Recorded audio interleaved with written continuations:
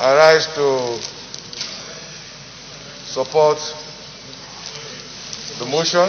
I'm Smart Adeyemi, and I represent the good people of Kogi West.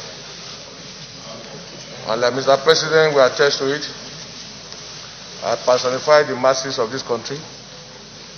And each time I speak from the language of the man on the streets. Mr. President, insecurity is a serious problem today in Nigeria. And there comes a time when you cannot but speak the truth, irrespective of the sentiments you may share. Today, Mr. President, all of us have been threatened. Our families, our nation, our state. Order. A lot has been said this morning, Mr. President, and I want to thank you for giving us time to speak expressly on this issue. Like my sister was saying, there comes a time when talk will talk itself. There comes a time when truth will become like a torchlight in the midst of silence. So you are forced to talk. Mr. President, we need not run away from the fact that more than ever before in the history of our nation, this is the worst instability we are facing. In fact, this is worse than the Civil War. Are you in PDP? Mr. President, the solution is very simple. Today there are a lot of misgiving, a lot of misinterpretations of what is happening. Some people believe, some people in government are supporting this move. Some people believe, some people sponsor those who are destabilizing our nation within the country. The answer is very simple. We cannot pretend that we are capable of confronting the situation in our hands. America, as powerful as they are, when the pandemic came, it got to a point that China had to claim, they came to their rescue. We shouldn't pretend that we needed foreign support now. Let nobody deceive us, Mr. President. A lot of billions of naira have been voted for security services. Nothing is coming out of it. We wouldn't wait until our nation gets bombed. Let us shout and call for foreign support. I am a APC man and I've been supporting my party. But the president should get to know that it has gotten to a point that we who are supporters, who are members of the APC, we can no longer keep quiet. The president must rise to the occasion.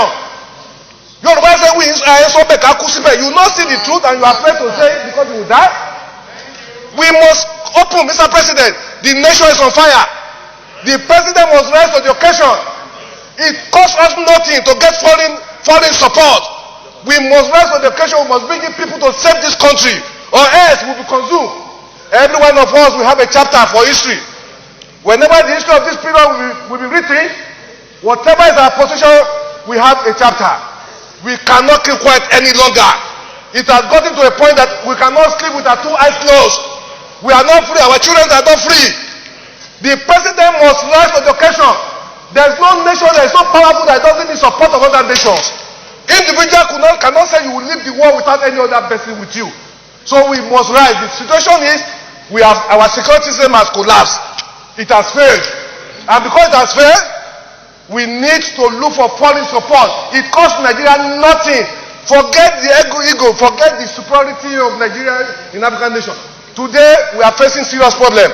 If our nation is to survive this period, I'm not in doubt that the security architecture we have today cannot cope with what we are facing. Every part of this country is threatened. From the north to the south, nobody is safe. Nobody can travel 50 kilometers in our nation. I feel like shedding tears for a country that we grew up, where nobody had asked you when you travel from Lagos to Maiduguri. I done it in time past. Today I cannot travel from here to Kaduna to Niger State where I was born. The president must know that this is a bad time for our nation. We must look for foreign support to save this nation.